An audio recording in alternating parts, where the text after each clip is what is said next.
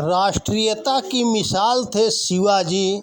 शिवा तू बल की उपासना कर, बुद्धि को पूज, संकल्पवान बन और चरित्र की दृढ़ता को अपने जीवन में उतार। यही तेरी ईश्वर भक्ति है। भारतवर्ष में बढ़ रहे पाप, हिंसा, अनैतिकता और अनाचार के यवनी कुचक्र से लोहा लेने को और भगवान की सृष्टि को सुंदर बनाने के लिए इसके अतिरिक्त कोई उपाय नहीं है। समर्थ गुरु रामदास ने शिवाजी को समझाते हुए कहा, आज्ञा शिरोधार्य है गुरुदेव, किंतु यह तो गुरु दीक्षा हुई। अब गुरु दक्षिणा का आदेश दीजिए। शिवाजी ने दृढ़ किंतु विनीत भाव से कहा। शिवाजी का अनुरोध सुनकर समर्थ गुरु रामदास की आंखें गर्व से दीप्त हो उठी। वे शिवाजी के शीश पर हाथ फेरते हुए बोले, गुरु दक्षिणा में मुझे 1,00,000 शिवाजी चाहिए, बोल देगा? अवश्य दूंगा गुरुदेव, एक दिन आपको यह गुरु दक्षिणा चुका दूंगा। इतना कहकर शिवाजी ने समर्थ गुरु रामदास की चरण धूलि ली और महाराष्ट्र के नवनिर्माण में जुट गए। वीर शिवाजी का जन्म शिवनेरी के पर्वतीय दुर्ग में हुआ था। अपनी मातृभूमि को पराधीनता के पास से निकालने के लिए शिवाजी ने अपने जीवन का हर पल, हर क्षण भारत माँ को समर्पित कर दिया था। दुर्भाग्य से इनके जन्म के कुछ काल पश्चात ही पिता का संरक्षण उनके सिर से उठ गया था, परंतु उनकी माँ जीजाबाई साहसी महिला थी। उन्होंने शिवाजी को पिता का अभाव कभी खलने नहीं दिया और अपनी देखरेख में शिवाजी को उन सभी गुणों से सज्जित किया जिन्हें वे अपने पिता से सीख पाते। शिवाजी के मन में राष्ट्रीयता की भावना को कूट कूट कर भरने का कार्य भी माँ जीजाबाई ने ही किया था।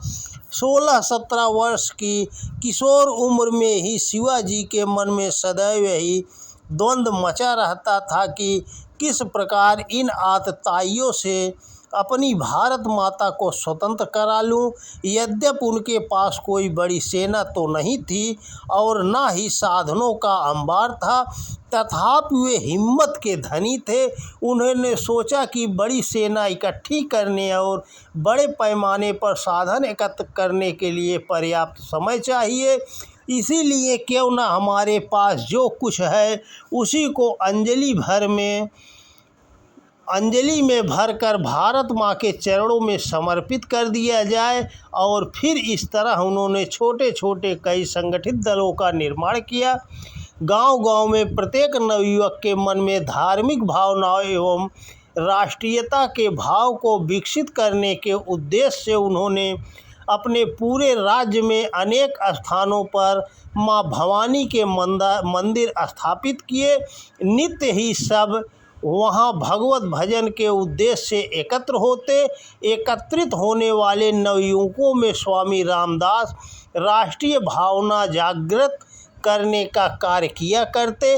इसके अतिरिक्त शिवाजी महाराज ने कई बड़े बड़े अखाड़ों का भी निर्माण कराया, जहाँ युवकों को अपने शारीरिक विकास के अतिरिक्त शास्त्र विद्या में कुशलता प्राप्त करने का प्रशिक्षण दिया जाता था।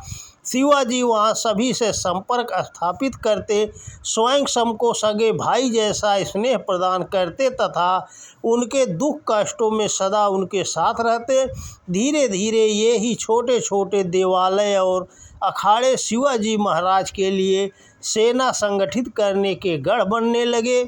जहाँ एक ओर ये नवयुवक धर्मनिष्ठ एवं राष्ट्रवादी थे, तो वहीं दूसरी ओर शारीरिक बल एवं शास्त्र विद्या में निपुण भी। समर्थ गुरु रामदास का स्वप्न शनै शनै साकार रूप ले रहा था।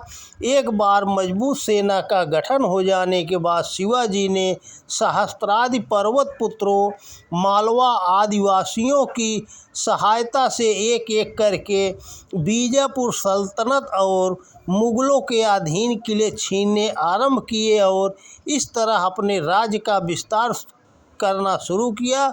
उन दिनों देश में मुगल शासक औरंगजेब का शासन था। यद्यपि शिवाजी के सहयोगियों की संख्या औरंगजेब की सेना की तुलना में अल्प थी, परंतु इन रणबांकुरों का साहस, इनकी उत्सर्ग की भावना तथा सामरिक कार्यकुशलता इतनी अधिक थी कि इनका एक एक सिपाही मुगल सेना के 20-20 सैनिकों पर भारी पड़ता था। अपनी सैन्य क्षमता की सीमाओं को ध्यान में रखकर शिवाजी महाराज ने एक विशिष्ट युद्ध प्रणाली को जन्म दिया, जिसे आज हम छापामार युद्ध के नाम से जानते हैं। इन छापामार युद्धों के माध्यम से शिवाजी की छोटी सेना भी मुगलों की बड़ी सेना पर 26 सिद्ध होती थी। इन युद्धों में शिवाजी की सफलता के पीछे उनका कुशल सैन्य संगठन, राष्ट्र के प्रति निष्ठा एवं सफल नेतृत्व तो था ही, किंतु एक बात और उनमें खास यह थी कि उनमें स्वयं मृत्यु से भी जूझ जाने का अतुलनीय साहस विद्यमान था और इसी साहस के बल पर वे अपनी छोटी छोटी टुकड़ियों को लेकर बड़े बड़े किलों पर हमला करते और सभी से विजयी होते चलते। इस तरह धीरे धीरे अधिकांश दक्षिणी प्रदेश उनके अधिकार में आ गया था। दक्षिण भारत के मुगल अधिकारी तो उनसे इतना आतंकित थे कि वे मुगल शासक औरंगजेब के स्थान पर खेती का कर या चौथ नामक लगान शिवाजी को देने लगे। सन 1674 ईस्वी में शिवाजी का रायगढ़ के किले में धूमधाम के साथ राज्याभिषेक किया गया और उसके उपरांत ही वे छत्रपति शिवाजी के नाम से प्रसिद्ध हुए। छत्रपति शिवाजी के साहस का यह बोलबाला था कि अपनी क्रूरता के लिए कुख्यात मुगल सम्राट औरंगजेब शिवाजी के नाम से ही घबराने लगा था। शिवाजी जितने कुशल प्रशासक थे, उतने ही चतुर कूटनीतिज्ञ भी थे। कूटनीति के गुर उन्होंने अपने दादाजी कोणदेव जी से सीखे थे। दुष्टों के दमन के लिए छल बल का सहारा लिया जाए तो इसे अनीति नहीं कहा जा सकता। इस सिद्धांत पर उनका पूर्ण विश्वास था। अतः राष्ट्र को एकजुट करने के लिए एवं इस मातृभूमि की रक्षा के लिए उन्होंने यदा कदा साम दाम दंड और भेद की नीति का सहारा भी लिया। शिवाजी की नैतिक मूल्यों पर आस्था एवं उनके अंतर्मन में भरी राष्ट्र प्रेम की उत्कट भावना जहां उनके साथी सहयोगियों एवं सैनिकों में उनके प्रति श्रद्धा सम्मान का भाव पैदा कर देती थी, वहीं शत्रु भी उनके प्रति अगाध प्रेम से भर जाते थे। जयपुर के राजा जय सिंह यूँ तो औरंगजेब के सहयोगी थे, परंतु वे मन ही मन शिवाजी के इन्हीं गुणों पर मुग्ध थे। आगे चलकर जब औरंगजेब ने छत्रपति शिवाजी को धोखे से आगरे के किले में बंदी बनाकर रखा तो जय सिंह के पुत्र राम सिंह ने उन्हें भरपूर सहायता मिली। अपनी चतुराई से वे बंदी गृह से भाग निकलने में सफल हुए। शिवाजी के मन में भारतवर्ष को एक मानवीय मूल्यों पर आधारित राष्ट्र बनाने की उत्कट अभिलाषा थी और इसीलिए वे सदा राष्ट्र के सेवक बनकर कार्य करते रहे। उन्होंने कभी भी अपने को राजा नहीं माना, वे सदा महाराष्ट्र के एक सम्मान सेवक की तरह ही रहे।